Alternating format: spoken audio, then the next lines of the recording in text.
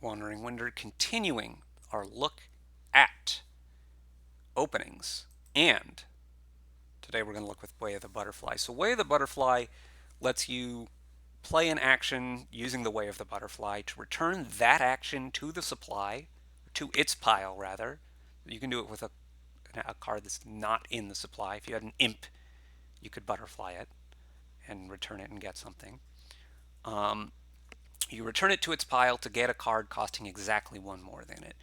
I'm going to look at openings with Way of the Butterfly specifically with 4-cost cards. So if all you're doing is getting the 4-cost card to butterfly it, and then pairing it with like a silver, this is identical to an old card from the first edition. It was called Feast, which was a 4-cost action that when you played it, you trashed it and then gained a 5-cost. It's not, I guess, totally identical because you could throne room that. You can't throne room butterfly, but basically for the openings, it's identical. Um, so, uh,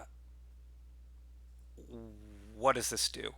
Well, if you draw the 4-cost, then you will for sure be able to get a 5 because you can just butterfly it, and that's a 5. Um, and you have a decent chance of being able to also buy a 5, either because you have that along with silver and 3 coppers, or you hit 5 on the turn where you, which is much more likely, you hit 5 on the turn where you didn't have the 4-cost in your hand, and you can gain 1 and buy 1. You can also miss 5, of course, if your 4-cost misses the shuffle and you don't break well based on the money. You get 4-4 or 4-3 because your silver also missed. That's going to be the case with most of these things, but yeah. And then there's going to be some situations where you can think about playing whatever 4-cost you have if you'd rather do that. So, which 4-cost you buy if your plan is to butterfly it is largely going to be dependent on maximizing the opportunity for it to be better than butterflying. So that could be a really unlikely thing, right? It could be that you want to open with Throne Room because whatever you're pairing it with, you would much rather. It's great, right? If you pair Throne Room with, I don't know what else you'd be opening it with that's cheap enough. I don't know. The Ambassador, I don't know, right? If you Throne Room the Ambassador, then you return a whole bunch of cards, and man, that would be great. Maybe you wouldn't do it with Ambassador. I don't know. With I don't know, whatever action it is that you want to be potentially throning, you could open Throne Room and say, well, if they collide, fantastic. Maybe develop, right? Yeah, maybe not develop. Maybe Forager. I don't know. You want to trash 2 things, whatever. Whatever the card is, could be Throne Room because if they collide, I'll throne them. If they don't, then I'll return it. Could be Walled Village here because I can, if I drew it turn 3, I can play it turn 3, draw a card, and then butterfly it turn 4. Um, Now I drew it turn 4, so it kind of didn't matter, but right, you can imagine if I would have done it turn 3. Or it could be a card that is just, say, in this on this board. Well, on this board, I'd probably open Remake and not worry too much about the butterfly business.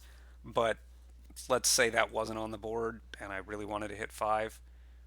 My options here, I might open with Patron and Silver, so that in this case, oh, well, maybe I would rather play the Patron and reserve the chance to butterfly it later, right? So that's an option to think of. If you want math on this whole butterfly option, um, your chance of hitting 5, you're almost 95%, 94.9. Your chance of hitting 5 twice is over a third, 34.1% to hit 5 twice, opening with 4-cost to butterfly and a silver. So yeah, with butterfly, you usually want to open a 4, and you usually want to look at right? If you want a five, assuming you want a five, you usually want to look at whichever four gives you the most upside if you end up not butterflying it. Um, with the caveat that you still might want to, because butterfly is effectively terminal, you may not want to open with a terminal cheaper card along with the butterfly plan. So do keep that in mind. But yeah, opening something with the intent of butterflying it can be super strong.